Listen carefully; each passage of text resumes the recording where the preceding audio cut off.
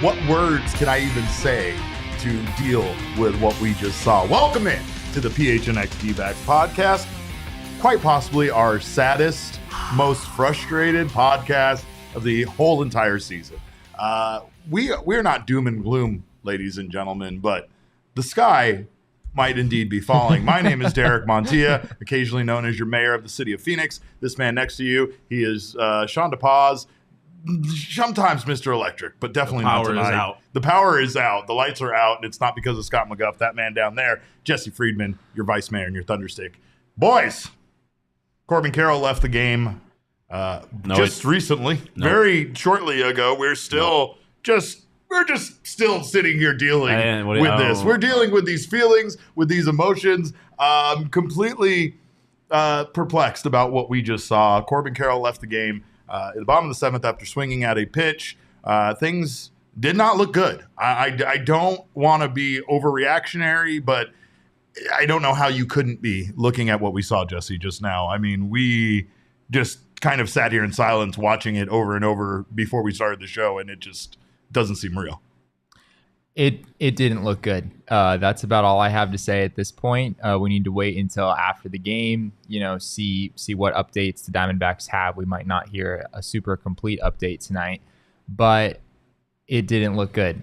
This is the same shoulder that Corbin Carroll had season-ending surgery on back in 2021 at the start of that minor league season. Of course, he tweaked it about a week ago. There were a lot of questions being asked then, but miraculously he was fine. The Diamondbacks said there was no need to do any imaging. Everything was structurally sound. Everything was okay.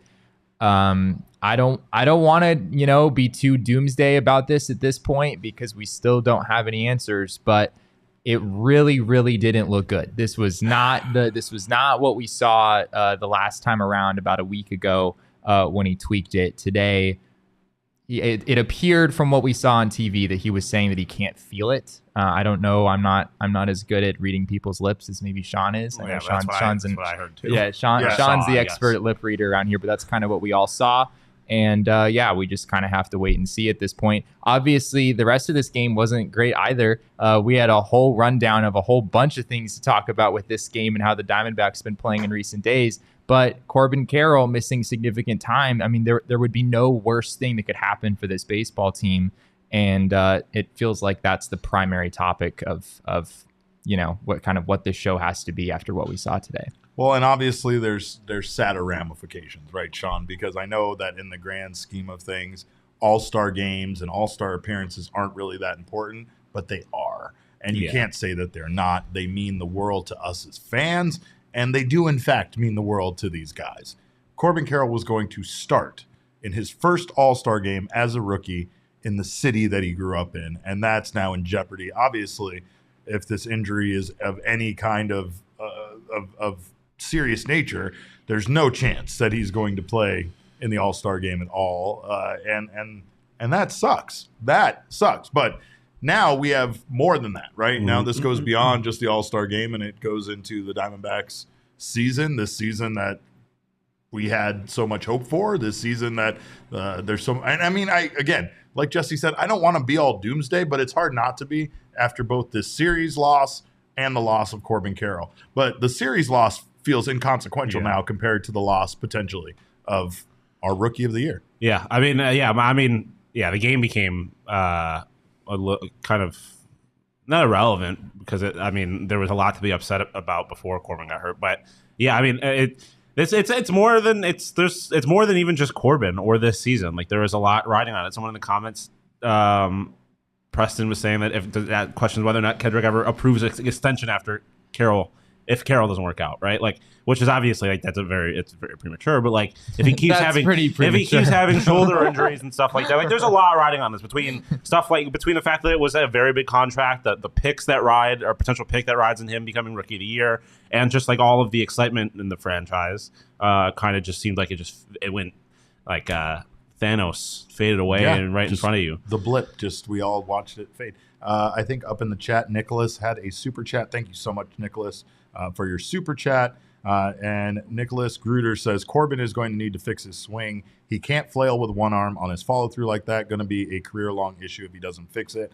I don't know entirely about that, but I do kind of understand where you're coming from. I don't know if that, if that swing is an issue medically for him, but obviously with a shoulder injury, it's always going to be a concern. Mm-hmm. And anytime we see something like this with him, we're going to instantly think the worst. Obviously, we all here hope it's not. We all hope that this is just a similar tweak to what happened where he missed some time last week, but this doesn't really feel like that, Jesse. I mean, the pain he was in, the discomfort he was in, like Shawn said, he was saying something about I can't feel my arm or I can't, move my arm. Like it was really odd that this looked much worse than last week.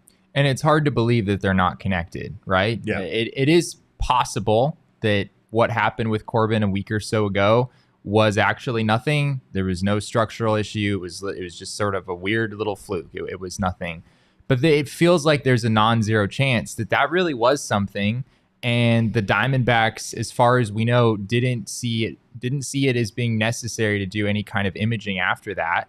And that actually led us to potentially a larger injury here. Again, we don't know, and I don't want to go too far down that road at this point, but it seems naive to not at least consider the possibility that what happened a week ago and what happened today are connected, and maybe the Diamondbacks a week ago should have taken Corbin's injury a little bit more seriously than they have. Yeah. Tonight's game, obviously terrible. Like there's a lot that we could cover for Ryne Nelson's start, for instance. Ryne Nelson's line. He was once again not good at Chase Field. It's just so odd the way that Ryne Nelson continues to only be good on the road and the way that Zach Gallen, for instance, seems to only be good at Chase Field. But Ryne Nelson went 3 innings, gave up 9 hits, 7 earned runs. He walked none. He struck out 1. He just wasn't effective. He had 2 whiffs on his cutter, 1 whiff on a fastball. That was it the entire outing. There was just a lot of bad with Ryne Nelson from the start. It didn't feel like he came out and was strong out of the gate or really got it back on track at all on this outing. He really didn't. I think we have a graphic that shows where Ryne Nelson's 4-seam fastballs were in this game. Oh, yeah. And where weren't they? It's not great. It's everywhere not great. Is the question. Gestures wildly. That's where his fastball was. It was. I would slightly push back on that. Like, it wasn't he was all over the place. It was that he was right down the middle I guess so. all the time, Yeah. right? He just got way too much of the strike zone, and the few 4-seamers that he did get up above the strike zone, which is, sort of a go-to spot for him. He likes to get swing and misses up in the zone.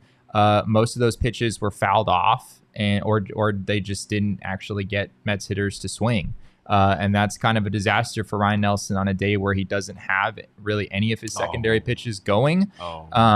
It is very, very difficult for Ryne Nelson to succeed when those pitches aren't working and when his fastball location looks like it did today. Carson Kelly has in the pitch. Officially replaced Austin Adams. Yeah. Kind of figured that was no Rojas. No Rojas. Sad. Well, the offense was very bad. And the Diamondbacks obviously are going to suffer their first sweep of the season. It remains to be seen if they suffer their first shutout of the season, but a lot of bad happening in this game.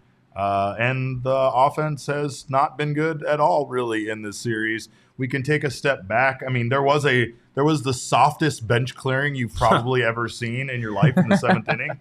That seemed like it was caused more by home plate umpire Trip Gibson, if we're being honest, than it was caused by Francisco Alvarez, who was the hitter, or Jose Ruiz. Obviously, Francisco Alvarez was the hero for the Mets in Game 2. He hit that home run that tied the game off of Andrew Chafin. Basically, they were down to their last strike, last out, last everything, and they tied the game. So I feel like between the apparent stare down with Christian Walker, where he's just looking. Christian Walker's just a looker. But apparently there felt like there was maybe some bad feelings. So when Alvarez got plunked, Trip Gibson really stepped in to ensure that there was no bench clearing or fighting that was going to occur. And instead, it seemed like he caused the bench clearing and fighting to start. There was some hand throwing, there was some gesturing, there was some stuff going on. But for the most part, it felt like Alvarez was just going to take first and Ruiz was going to get back on the Alvarez mound. isn't innocent in it, though. He did definitely take like a distinct step towards the pitching mound and was looking at Ruiz. But at the same time, I don't think it was ever. It didn't look like he ever really had a clear intention. Yeah, I feel like it was just a reaction, right? Because like that's sometimes like when you get hit with a ball, sometimes you're pissed about it. Well, and I think sometimes you gotta look up and be like, did he just do that on purpose? Yeah, right. Like you got to kind of try to read what the pitcher did too. Right. So I mean, it was a very soft. Everyone was a little guilty. I think Cattell also kind of ran in there originally, and I think that kind of keyed off the bench clearing too. Like, it was a thing where everyone kind of was just making a situation out of nothing. This is a lot of frustration boiling over. There's a lot of things happening here that aren't great, but another thing that isn't great has been the Arizona Diamondbacks' usage of Dre Jameson. We don't even know what are they doing with Dre Jameson. Before the game, Jody Jackson asked Tori Lovolo about like late inning options, and she was saying how despite the success that Castro, Chafin, and McGuff have all experienced, they've also all been pretty terrible in the ninth inning. Like not a single one of them kind of stands out as being better than the rest as far as coming in that closing situation. So Jody kind of asked Tori about Dre Jameson if he would potentially be an option. And Tori specifically said that Dre has not been getting a lot of outings where he goes out there and has long relief outings. So his pitch count is shrinking. His ability to go out there and do more than 1+ inning is becoming less and less. So he did say that Dre Jameson was potentially an option for them in late innings. But as Jesse points out to me, almost every time Dre Jameson pitches, it feels more like he's just sent out there to mop up someone else's mess and to get the Diamondbacks through some innings, which doesn't really seem like a great use of someone like Jameson. If you look at Jameson's last 4 outings, so first of all, they're very spaced out. The last one before today being July 6th, the last one was on June 29th. So that's a week ago. Before that, June 23rd, almost a week before that, June 18th, June 15th. So yeah, he had his last 4 outings came in a span of 23 days. In a span of 23 days, Dre Jameson pitched 4 times. And yeah, I mean, if you look at his numbers in those games, he was pretty darn good. 9 1/3 innings, 7 hits, no runs, 1 walk, 10 strikeouts. He's no Carson Kelly, as I know people are pointing out Carson had a successful 9th inning for the Diamondbacks. But yeah, I mean, Dre wasn't good today, and frankly, his numbers for the season, I don't want to get too far down the road of Dre Jameson has to be the new closer for the Diamondbacks, or he's clearly a better option than Scott McGuff or Andrew Chafin or Miguel Castro. I'm not really there. The only thing I'm really saying now is that the Diamondbacks' usage of him has been really weird. He's kind of a mop-up guy, but he's also like pretty good to be a mop-up guy. And we know that he really enjoys these high-intensity moments. We know that he really... and especially we saw that early in the season, right? When the Diamondbacks were playing the Dodgers and the Padres on the road to open the year, Dre Jameson pitched really well in some of those games in high leverage situations. The Diamondbacks right now, they're hardly using him. And when they are using him, they're oftentimes in games like this where, frankly, the game is over the moment that he steps on the mound. I mean, we do have a breaking update, not to jump in on you, but it's a good update. Jody Jackson, as people were pointing out in the comments, tweeted out, Carroll is in the dugout now. Can only hope that this could be a sign that it's not as serious as it looks. Yeah. So I mean, I honestly, him saying that I can't feel it was almost encouraging to me, as somebody who does not have any kind of medical background. But to me, like my immediate thought on that was, not a doctor. I am not a doctor, but my immediate thought on that was, someone mentioned it earlier in the chat. It reminded me of a pulled shoulder or a dislocated shoulder. Yeah, a dislocated shoulder would be a fairly favorable outcome. But I mean, maybe it was just like a weird stinger thing where he just kind of lost feeling in his arm for a little bit. How many like Corbin Carroll scares can you have in one season, right? I mean, I'll take a million scares over one real injury. Right.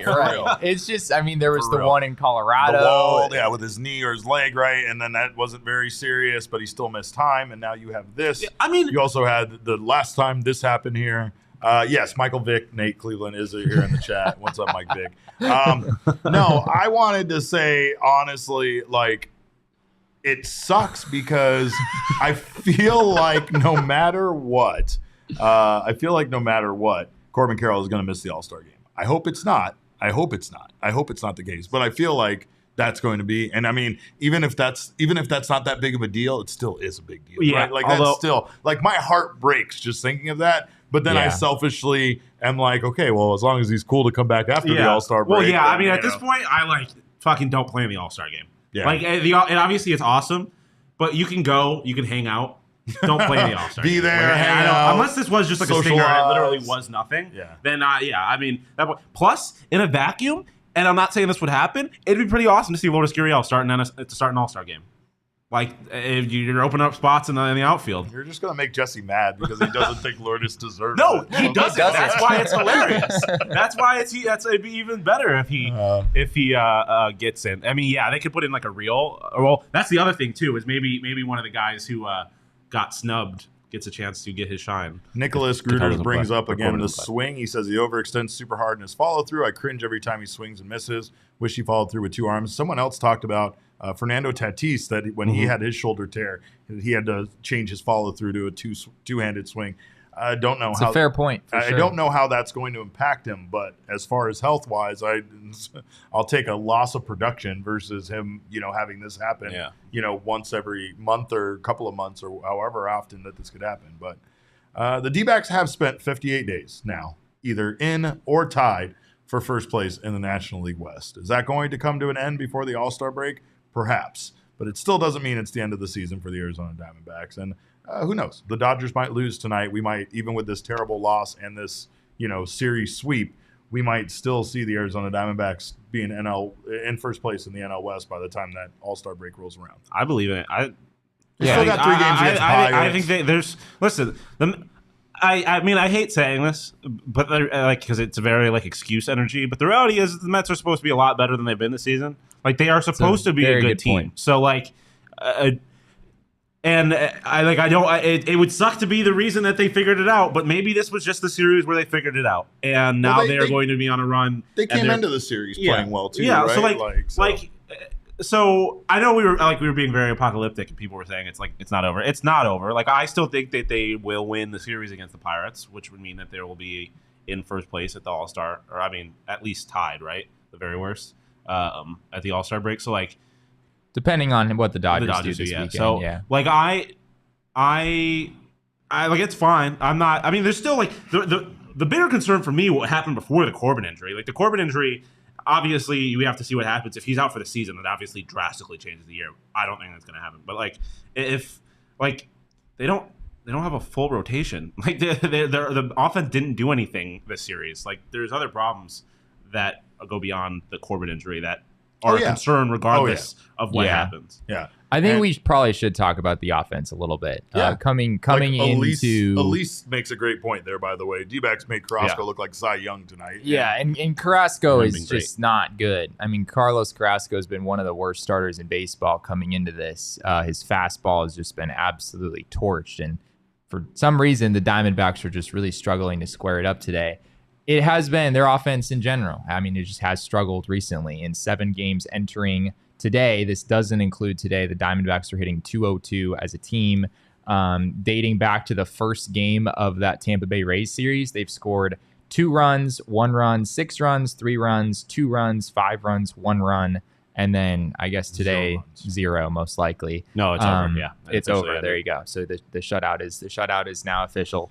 But yeah, the D-backs offense has really gone silent recently, and part of that has probably been because they were without Corbin Carroll for a few days, and recently they've been without Ketel Marte for a few days, and now they're probably going to be without Corbin Carroll for a few days. Pavin Smith isn't here, so what else do you expect? Corbin can't play. If Corbin gets put on the DL or something, or IL, whatever it's called now, who's coming back up? Pavin Smith. It can't be Pavin Smith because once you send a guy down, you can't call him up that quickly. So I would need to go back and look at exactly what day they made that move. But if they were making a roster move tomorrow, I don't think they could call it Pavin Smith if they wanted to. But they might make a roster move that involves them bringing up somebody to fill that spot that they currently have in their starting rotation, at least for this upcoming series with the Pirates. Torrey did not. He said specifically today he did not know, but we're going to get to probables here in a minute. But it's just interesting because now who knows? The hope here is that Corbin Carroll does not get put on any kind of anything, and I believe we don't have to worry about that being a thing. Yeah, I mean, we said it already, but like, he's not in the dugout if he like tore his shit. Like if his stuff was really Correct. fucked up, he's not hanging out in the dugout. He's not coming back out. He's not. Certainly encouraging. Yeah, it really is. It really is. So I don't know where I'm putting my money on the BetMGM app as far as his injury goes, but they immediately took off odds for National League Rookie of the Year. Immediately On BetMGM. I was looking at that. Yep. Wow. Because that's going to change things. He was negative 650 for the odds on winning Rookie of the Year. He was a surefire, like by far and away in the American League or in the National League. He was the biggest favorite to win that award. I am broken. We're all broken, Damon. We're all broken. I definitely do not have a future on Ellie De La Cruz to also win Rookie of the Year. You that son of a bitch. definitely does not You son of a exist. bitch. Did you just say that on the show, Shawn? He did. I said I don't. I said I don't. He said he doesn't, but that's a blatant lie. And here's something is that he could probably get a little bonus kicker if he went to the Swing for the Fences promotion with BetMGM first. Anybody can get in on this game. Just log into your BetMGM Sportsbook app, play the BetMGM MLB free-to-play game until September 7th. Be a batter and pick an area of the strike zone, whether you'll get a single, double, wait, what is it? How's the song? Walker, single, double, triple, walker, dinger, fly out. Christian Walker hits dingers, but not today.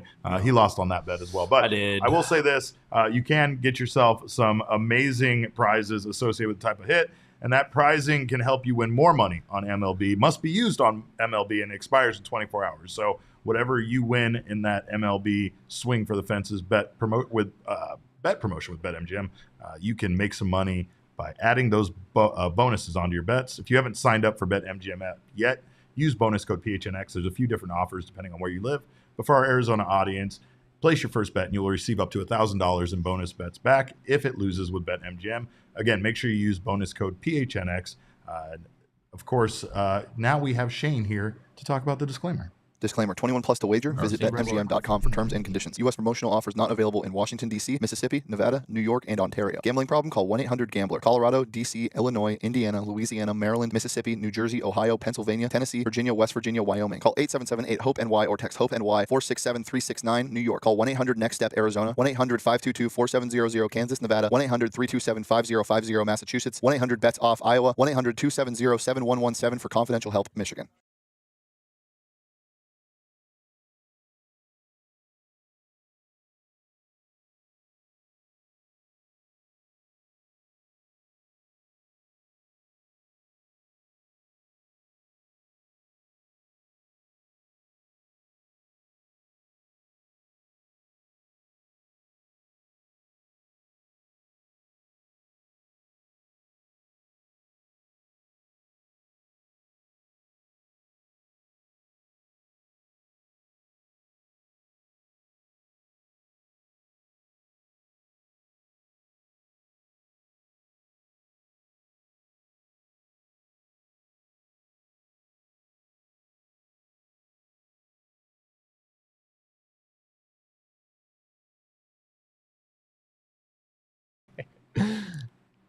We're back. We're back. Are we back? We're back. We're here. Hey, we're people back. can actually hear us now. Yay, we're here.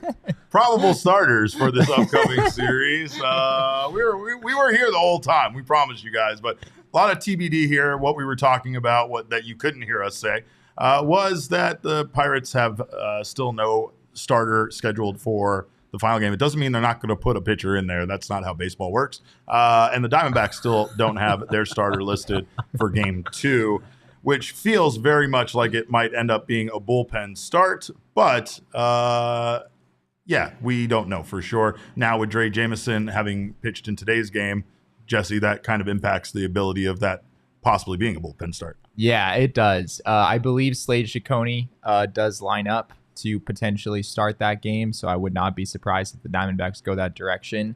He's had back-to-back really good starts down in Reno. His four-seamer was up to 95.5 as an average in his last start, so his stuff has certainly been ticking up in the positive direction recently.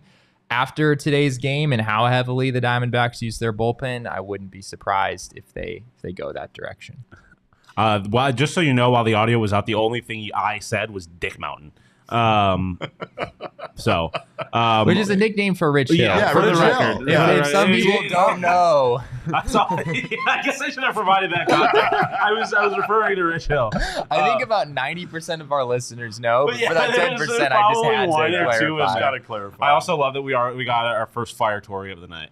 Yeah, let's go. Let's go. Welcome in, guys. We thought we would get that right out of the gate, so I'm surprised. But now we have an interesting series with the Pirates, who by no means are a pushover themselves, but the Diamondbacks need to get back on track. It's I'm not going to say an easy team to get back on track from, but hopefully they have It's a team you a little should bit be more able to confidence. get back Yeah, on right. Like, and I really hate the fact that they're kind of limping here into the All-Star break. That part sucks, considering that this team has spent so much time either tied or in first place in the National League West.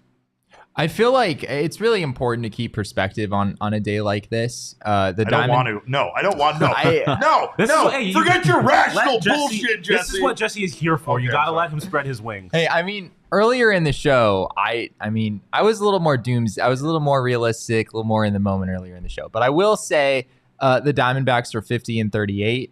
They are in first place in the NL West. And before the season started, if you had asked any Diamondbacks fan if they would be cool with being 50-38 at this point in the season and being half a game up on the Dodgers and the Padres being as far out as they are, people would probably be very, very happy with that. As I see nobody this guy Thunderbolt fuck respect. nobody is happy. Oh yeah, Thunderbolt.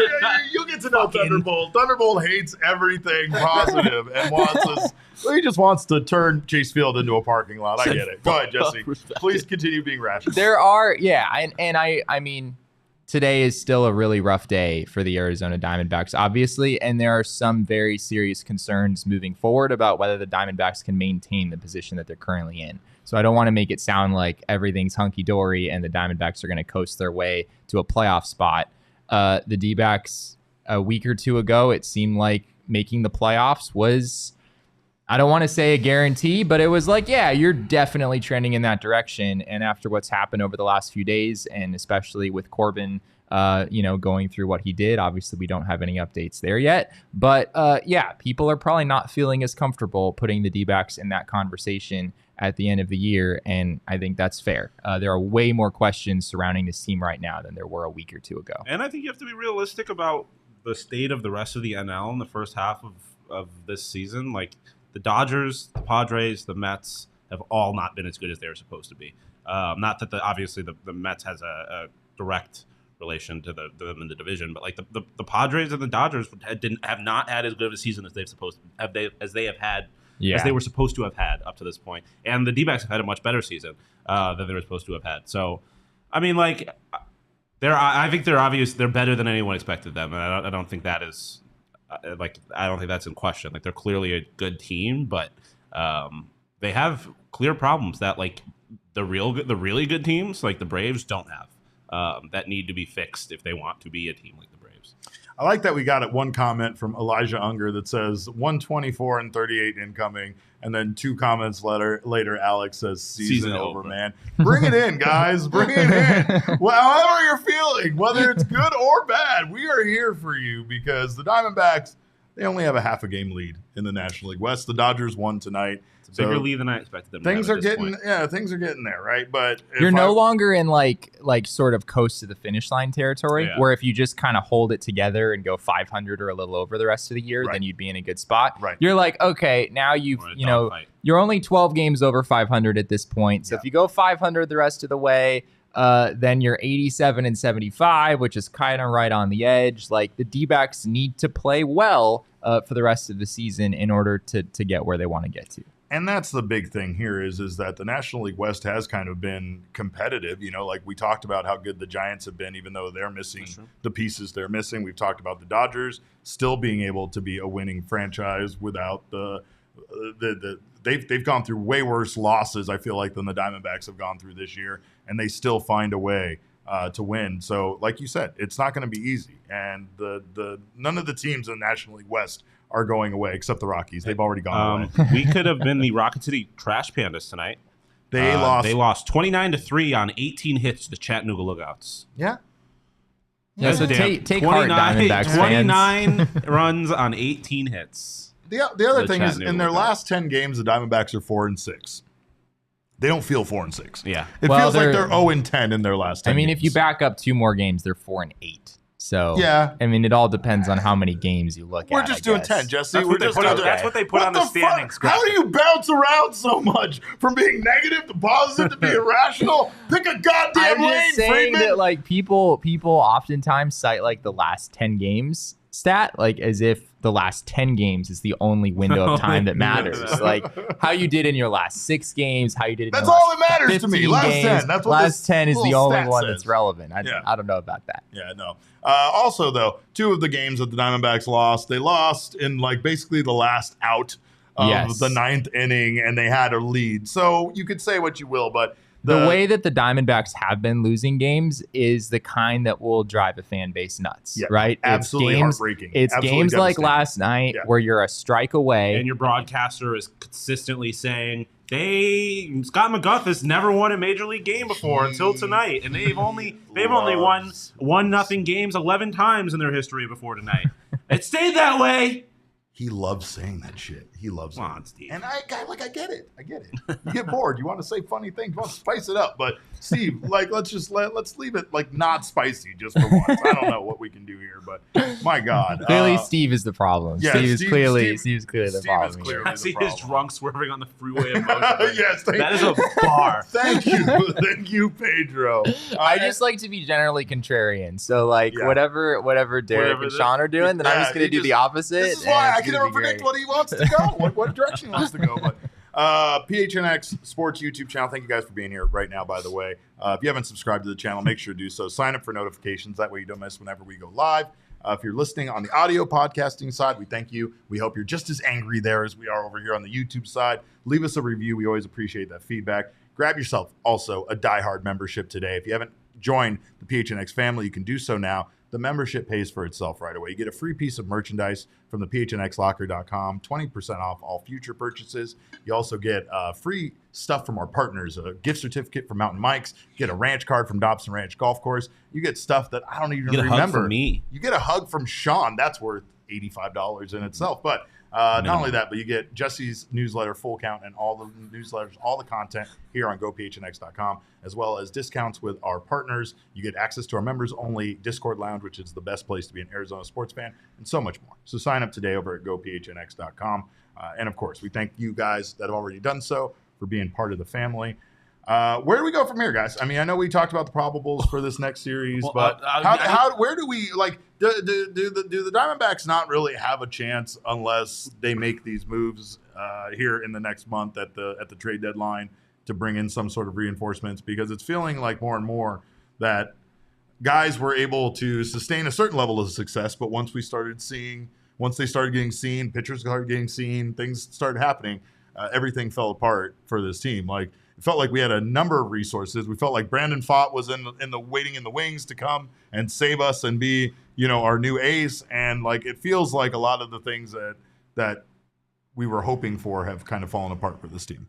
There definitely has to be a sense of urgency going into the trade deadline, right? I know so many people on Twitter have been sounding off in the last few days about how, irresponsible it is that Mike Hazen hasn't made any moves yet.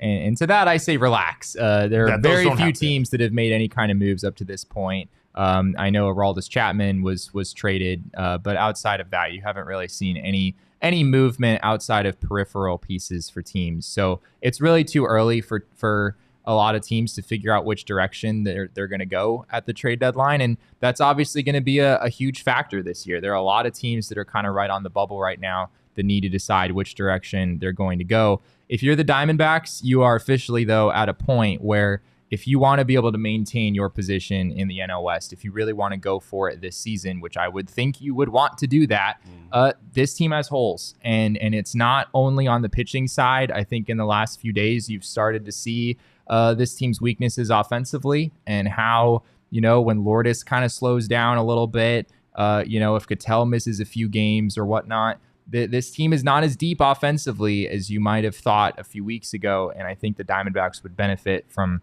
from some additions on that side of the ball too. So still a ways to go. I'm not at all in the mode of critiquing what the Diamondbacks haven't done up to this point because it's just way too early for that. But they probably need to do some stuff, and they're probably going to have to do some pretty significant stuff.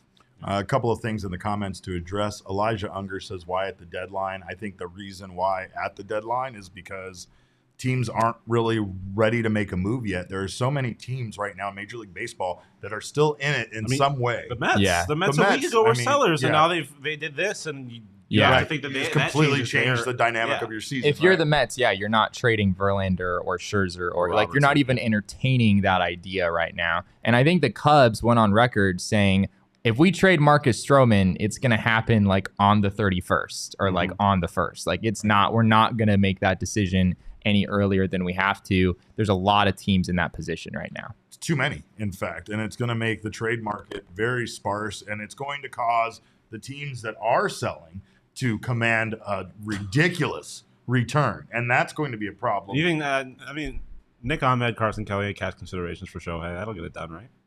There you go. Yeah, totally. Shohei Ohtani for Nick Ahmed, Carson Kelly, cash. Dude, I would Pavin trade. Smith probably needs to be included in that deal, I right? would As well. trade both of you for Shohei Ohtani. I would sneak into your houses in the middle of the night, drug you, ship you to Anaheim, California for Shohei Ohtani. You're laughing. He said both of us. I'll do it. both of us In a box? In a box with no Yeah, holes. what? Oh, like what? Like when we shipping him off to the All-Star game? No, this is bullshit. I traded so much for you, and this is how you're gonna treat me in return. Yes, for Shohei, yes. Oh, Damon boo. might get thrown in the box too, Look to be at- quite honest. I'll produce Yeah. the show myself.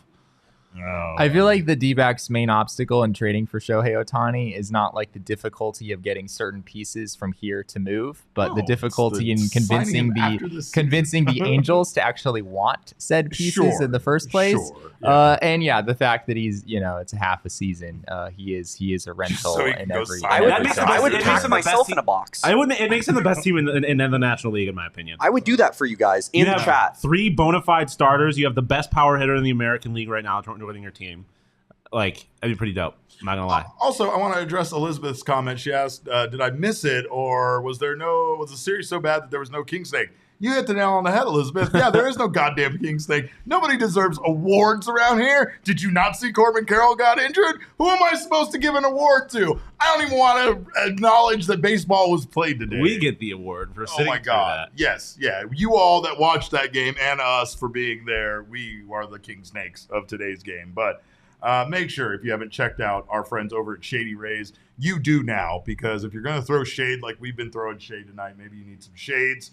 It's an independent sunglasses company. Of course, if you live here in Arizona, you need a pair of good sunglasses. They have a world-class product, and it's just as good as the expensive sunglasses without costing you nearly as much. Shady Rays offers the most insane protection plan in all of eyewear, by the way. They stand behind every sunglasses with their lost and broken replacement plan. If you lose or break your pair, even on day one, they told us they will send you a brand new pair, no questions asked. You can shop the entire collection at their brand new location here in Phoenix at Kierland Commons, and a full stop shop for all things Shady Rays. Is there something wrong again, Damon? I believe you're good now, but I think someone was stepping on a cord. Oh my God, this is just awful. But We're anyway. still having a better day than the Diamondbacks. Yeah, we really right? are. I'm gonna go fucking tear my shoulder in half. No, don't. You're too valuable to the team. If you don't love your Shady Rays, right, by the way, you can exchange them for a new pair, return them for free within 30 days. There's no risk when you shop. The team always has your back. Exclusively for our listeners, Shady Rays is giving out their best deal of the season. Go to shadyrays.com and use code PHNX for 50% off 2 or more pairs of polarized sunglasses. Try for yourself the shades rated 5 stars by over 250,000 people. Also, try our friends at Pins and Aces, which is the official golf apparel partner. Derek, can you fix your mic cord? What is happening? Oh my Am I God! allowed to give That sounds a lot better. We there? What? I don't know. Nothing's working for anything tonight. This is crazy. But anyway, Pins and Aces, our official golf apparel partner and the official golf apparel partner of ALLCITY. You can check out the Pins and Aces gear at their website. They have amazing polos, hats, golf bags, everything you need to go out on the links. It's 115 degrees, so you might have to go here in Phoenix, Arizona at like 5 o'clock in the morning. But you can still get some golf in and make sure you look good wearing your Pins and Aces gear. Check out pinsandaces.com and use code PHNX to receive 15% off your first order and get free shipping. That's pinsandaces.com. Before I start the next ad read, is my mic still okay? All right. I just wanted to make sure. All right. Octane Raceway and Mavericks, by the way, a fun place to spend your summer. Summer's almost over, but if you want something to do with your kids before it ends, make sure to check out all the fun they're having over at Octane Raceway and Mavericks. They still have their summer engineering camp partnered with Engineering for Kids for ages 7 through 15 if you still want something for them to do. You can also take the kids out for free bowling all summer through August 4th. Kids Bowl Free program. Children 15 and under are eligible for 2 free games per day. Book some fun this summer at Octane Raceway and Mavericks. Kart racing, virtual reality, laser tag, axe throwing, bowling, arcade, great food and drinks. Everything this guy's good at, by the way. Tons of different events throughout the summer. Check out octaneraceway.com and mavericks.com to learn more. Well, let's talk about. We have a Corbin Carroll injury update. He's saying everything checks out for now, but they're doing imaging tomorrow. He's being described as right shoulder discomfort, and the strength and the stability of the shoulder was fine.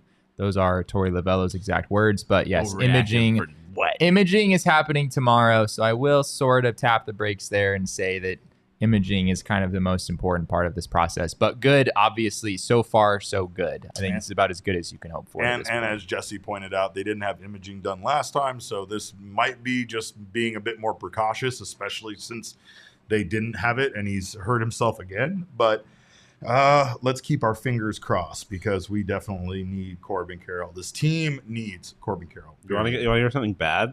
Goldschmidt happens on Twitter just reminded me of who the D-backs play coming out of the All-Star break, and it's not really good. It's pretty the difficult. Blue Jays, the Braves, the Reds. At Blue Jays, at Reds, or at Blue Jays, at Braves, at Reds, and then home against Seattle or St. Louis and Seattle, then at San Francisco, at Minnesota, and then at home against the Los Angeles Dodgers, I assume. All right. Yeah, it's pretty brutal. Brady Martin says they said all strength holds up in it for now, but good for now until imaging. All right. Well, let's go. Is there fireworks going on outside? The building collapsing. What? That would be fireworks so for what? The building coming down in the middle of the show would be my preferred way to go. Why not? In this situation, why not? Let's end this nightmare with the views would explode. It would go off. All right. Robbie showing up late to the chat, Robbie. Yes, we did have word on who's starting Saturday. No word. We don't know. We have no clue. We have Torey Lovello. We have word that we don't know. And the reason why is because, I don't know, I feel... We have word, we don't have word. We have word that there is no word. The word is, again, I think Jesse's onto something when it comes to at least probably a call-up. Just because I feel feels like things would be maybe trending in that direction after today. I wouldn't say it's guaranteed. I mean, it's not like they've totally killed the bullpen the last few days. They've gotten some good length the last few days before this. But if I had to guess, that's sort of what I would say. But we really don't know yet. It is the 5th of July. Why are we setting off fireworks outside? What are we? It's the 6th of July. It was 2 days ago. It's not the 5th of July. It was 2 days ago. What are we doing? I don't know. I know y'all probably can hear it. There's fireworks going off somewhere. There are fireworks outside, and it's not It's a Thursday. It's not celebratory fireworks at Chase Field. We know that for sure. Come on now. Let's talk about something other than Arizona Diamondbacks. Well, we might still talk about them a little bit. There's more fireworks going on. Irrationally pissed. He's going to go out there and fight somebody right now that's setting off fireworks. But the Braves have set off some fireworks because they are once again at the top of our MLB Power Rankings. Let's take a look at where everybody stacks up. The Diamondbacks taking the biggest tumble there, and I feel like we were being a pretty honest with that one, right, Jesse? Did I really not have the Reds in the top 10 last week, and now they're 5th? I didn't really fully know that I was doing that, but hey, the Reds have been playing extremely well lately, and that kind of feels fitting. They're 49-39, I believe, after today. Just continue to absolutely run over every single team they play. Have you ever seen a player like Elly De La Cruz spark his team the way he has? I mean, it's not to say the Reds were playing bad baseball, but their record since he has joined the club is insane. It's insane. Also, can I take a second to complain about David Martinez? Shut up. Elly De La Cruz is the most exciting part of professional baseball, not named Shohei Ohtani right now. If he wants to talk a little shit after you made him take a empty bat sensor cover off of his bat and then he hit a home run once it was put back on, let him talk shit. You made a fool of yourself. That's all. No, that's fair. I haven't seen a bat checked in God knows how long. Yeah. My God. I didn't even know that they did that sort of thing. But yeah, they definitely. I mean, if you're going to accuse me of cheating, find out that I didn't cheat, and then I still hit a home run off of you in the next. Yeah, I'm gonna look shit. at you and I'm gonna say something. I'm gonna talk mad. He started the war. And then Ellie ended finished it. Yeah, Yeah. 100%. In a brutal, horrible, bloody, murderous fashion. Can we should probably go through all of these one Yeah, through I 10. guess. Yeah, so let's do that. people on audio know what we're talking about. Sure. So our power rankings for this week, I have the Atlanta Braves at number 1, the Tampa Bay Rays at 2, Rangers 3, Orioles 4, Reds 5, Marlins 6, Astros 7, D-backs dropping from 5th to 8th this week, and then the Dodgers at number 9 and the Phillies at 10. I feel like we should just take a moment and recognize like how wild it is that the Rangers, the Orioles, the Reds, the the Marlins. Marlins, and the Diamondbacks are all in the top 8. Yeah. And we are more than halfway through the season at Yeah. this point. There have been a lot of unprecedented sorts of things that have happened this year. It's a fun season because of that, right? And I Yeah. mean, especially with what the Diamondbacks are doing. The Diamondbacks are part of this, a part of this group of teams that shouldn't be doing what they're doing as early as they are. But who knows? I mean, the Diamondbacks have also, we've talked a lot about the Diamondbacks overachieving, right? And so there's going to be a lot of people. We've seen them tonight in the chat of being like, see, I told you this team was a 500 team. See, I told you that, yeah, the Diamondbacks definitely might come back down to earth. We have kind of been saying it for months where we said, like, the Diamondbacks needed to take care of business during the part of the year when they could because the other months, the other part of their schedule is stacked. And so far, that's all the Diamondbacks have really done. They've taken care of business during the time when their schedule was light and they were facing some opponents that weren't playoff contenders, that weren't, leading their division. Now that they've faced quite a few of those teams, we've seen them falter. We've seen them not be able to pass that test of being able to beat the teams so far, like the Braves, like the Phillies, things like that. So that's still how far the Diamondbacks have to go. They could win a lot of games, but it still doesn't make them contenders for the championship. That's what right? I've kept saying. Like, and we were talking about it a little bit earlier when we were talking about the deadline. Like, the reality is, like, what they've done over the last handful of games, over the last 12 games, as Jesse would like to put, like, it doesn't change anything for me. We knew what the problems were. We knew that they needed more pitching help. Yeah. Oh yeah. And that just became even more obvious. But like, we knew what it was. And I had said, even when they were playing well, like, they clearly were not they clearly were not the Braves and I mean, the Rays haven't even been as good as the Rays were at the beginning of the season, but still they're still the Rays. But like, even they were vastly outperforming what people thought that they were going to be this year. Like, right? This team was always overperforming. Like, this team was never going to take the leap from being, maybe they're a playoff team, to all of a sudden being a legitimate contender without making any real moves. Like, that's what it is. So they are going to have to make trades at the deadline. Again, if they think that they can actually be a World Series contender, because otherwise, what are you doing? And that's what Thunderbolt asks. And Thunderbolt, we're glad we got you down a little bit, just trying to be a bit more productive with our comments and our discussion. And yes, so what is the team going to do to fix the issues? They've exposed the issues. We know, I mean, that's what, like you said, even the small issues they have become more exposed over the last few weeks, right? So really the answer for this team right now, which, I mean, they've hinted that they might still try to find some solutions within the organization, is the trade deadline. Yeah. And I mean, really, I feel like the tough position that they are in is now they are forced to make decisions that they weren't ready to make yet at this point, right? And we were just talking about this. They just raised the price of a bunch of potential, or maybe had completely taken off the market, a bunch of potential trade targets and guys that are on the Mets. Yeah. And so, like, they didn't make the problem any easier over this last weekend. No. And like you were saying earlier, it's going to be one of those things where I feel like it's going to be, we're just kind of waiting a lot until the last second, hoping that something happens, because that's what's no one's going to want to make that decision until the last second. Well, and really what's going to happen is people are like, the sellers are going to try to take advantage of the teams trying to trade with them, right? They're going to ask for more. They're going to, demand more in return.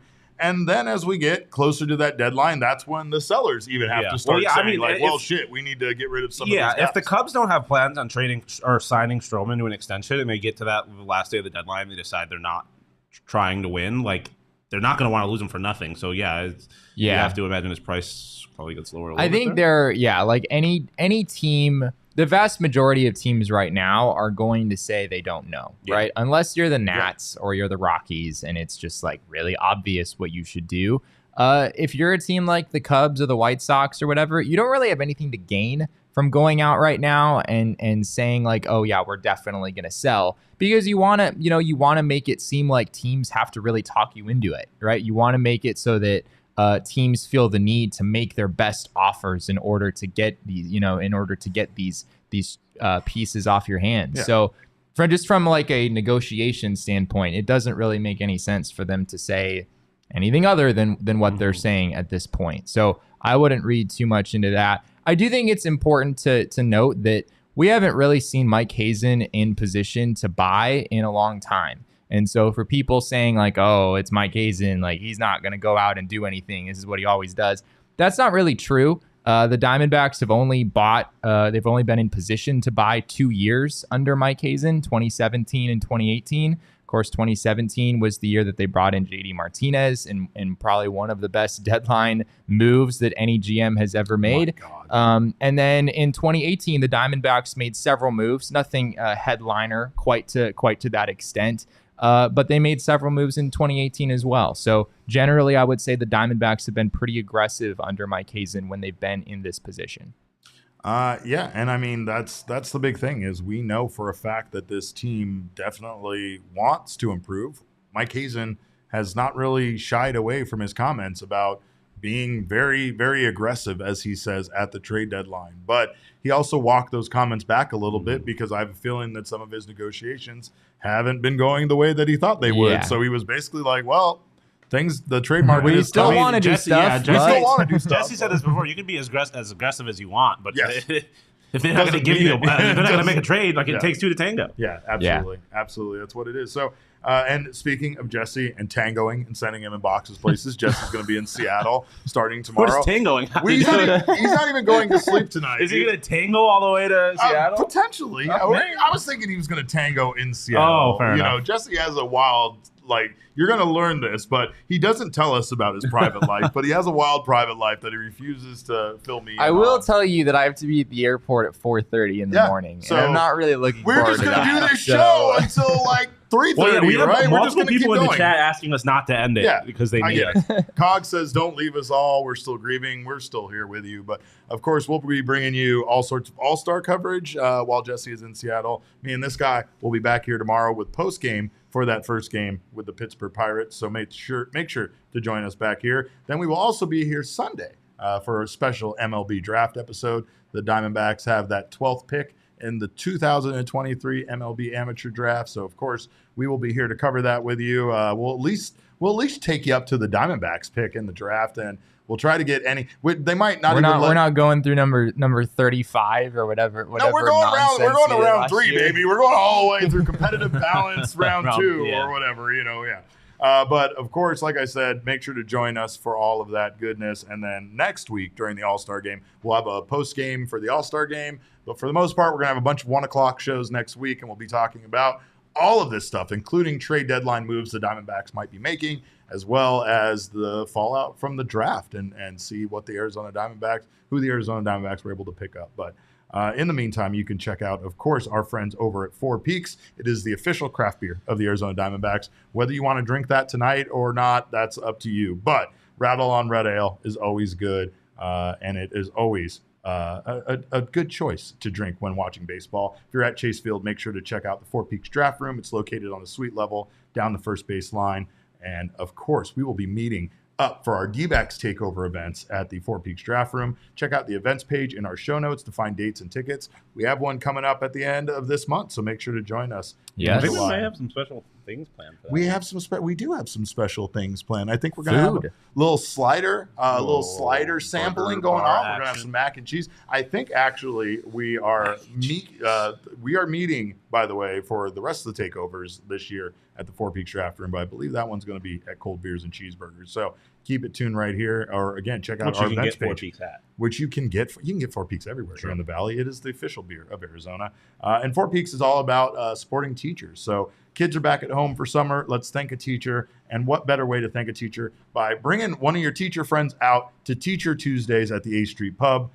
Every Tuesday through July, you bring a valid teacher ID and receive $4 pints of Kilt Lifter, Wow, Hazy, and Hop Knot. So check out at Four Peaks Brew at Four Peaks Pub to keep up with the latest at Arizona's hometown brewery. Must be 21 or older to drink Four Peaks. Please drink responsibly. That's all I got. That's more than I even wanted to give. This sucks. I'm not. I'm a shell of my former self, and I will not be whole again until I get more updates on Corbin Carroll and his health. But can we talk about how nice it is that we are complaining over them losing, like getting swept in a series? Like they just finally got swept in a series, got shut out for the first time. They are the only team in baseball that has not been swept. The world it's over. The season's over, and I think we were 2 months past that point this time last year. Yeah. So I mean, we're still 2 wins away from their season total for 2021. Right now, we're hoping we can hold on to the lead in the division. Yeah. And not have to play a wild card game. Basically, I think this weekend series is also big. Like if you respond and you win 2 out of 3 or something like that against the Pittsburgh Pirates, then I think you feel pretty decent about yourself. Like, okay, you ran into a hot team in the New York Mets and they kind of ran over you. That sucks. But as you guys were just saying, I think it's the D-backs and the Rays were the only teams entering today who had not been swept. Like even the Braves have been swept this season. These kinds of things happen. But if you go out this weekend and you lose to the Pirates, then it's like, all right. Taking that energy into the All-Star break. Yeah, that would be a really rough way to finish the first half. So these next few days are going to be really important. Zach Davies better. Yep. Zach Gallen. Oh, my God. Zach Gallen better be Zach Gallen at home. But That's what they need Davies right has that last start before the All-Star game. And I just got sick to my stomach thinking about Gallen it. needs to earn his MVP. Well, I agree. But also, the idea of maybe the first 2 games of that series not going our way, and then we have to rely on Zach Davies to send us in the All-Star break with good vibes, does not make me feel good. Don't tell us you're the Cy Young. Show us you're the Cy Young. You know what I mean? He needs to start doing that on the road. Yeah. But he's shown us he's a Cy Young at home. Yeah. You're right. Speaking of home and on the road, if you're going on a road trip, by the way, which our friends from the PHNX Suns podcast, they're heading out to Las Vegas this weekend. And, of course, they need to stop at Circle K on their way. You need to stop at Circle K on your way. What are you so excited about? I think your reign might be over. Why? I think we might have new Circle K gas pump commercials. Oh, wow. I heard as of this morning, both Saul and I made appearances. Yeah. So I think they might have cycled you and Leah out. You know what? Derek stopped paying. Yeah, he was supposed to give like a weekly. I can't pay Heidi Watney and D-Box, and I can't pay Circle K, and I can't bribe everybody to keep me in your mentions. But so let me know if you see me at a Circle K, because I don't want to know if you see him. I'm going to be tweet at me and then tweet at both of us. No, I don't want to be a part of that. Don't tag me. I want to know about it. Tag Derek in every single video that you see of me at Circle K. I'm sad. Have I not experienced enough sadness tonight? What the fuck are we even doing here? Man, I hate this so much. Well, I mean, regardless, check out Circle K, by the way. For the in-gas entertainment, that just for the rivalry that it's causing alone, you need to check out Circle K and their gas. Of course, we'll both tell you that you should go inside and get a Polar Pop. I don't know if I'm telling you that any longer, but this guy won't tell you that iced coffee is just $1.89 if you go inside and get one. You can also get 12 packs of beers for just $9.99. All sorts of wonderful stuff, including the Red Bulls and Monsters that fuel me. 3 for $8 for Red Bulls, 3 for $6 for Monster. Make sure you're not missing out on all this great stuff. Right now, text PHNX to 31310 to join their SMS subscriber club and get a buy one, get one free offer on 32-ounce Polar Pops. Head to circlek.com/store-locator to find Circle K's near you. I'm done. Dude, it is hot as a I'm done. They turned off the air conditioning on us. I'm going. These lights are bright. I'm going to go more buttons up. We're just unbuttoning. We're just going open. End the show. He's going to be naked before we get off Derek, air. You're showing entirely too much chest. Look, I'm sorry, but that's the way this is happening. This is unacceptable. He's got the shirt off. This is quick before this Damon, turns into pull the something we plug. can't put this on YouTube anymore. I'm at Cap_Caveman with a K. He is at Shawn_DePaz. Jesse is at Jesse N. Friedman. Damon is at Damon Dog with a DAWG and a little woo at the end. Of course, before you follow him, you got to do that part. Our show's at PHNX_DBacks, but all roads lead to at PHNX_sports on Twitter, Instagram, and Facebook. We thank you guys so much for joining us. We thank you for being Arizona Diamondbacks fans, and we thank you for venting with us after tonight's terrible game. On behalf of all these guys, we appreciate you showing up so much, and when the Diamondbacks didn't. And remember, kids, baseball is fun, but sometimes it's just not fucking fun.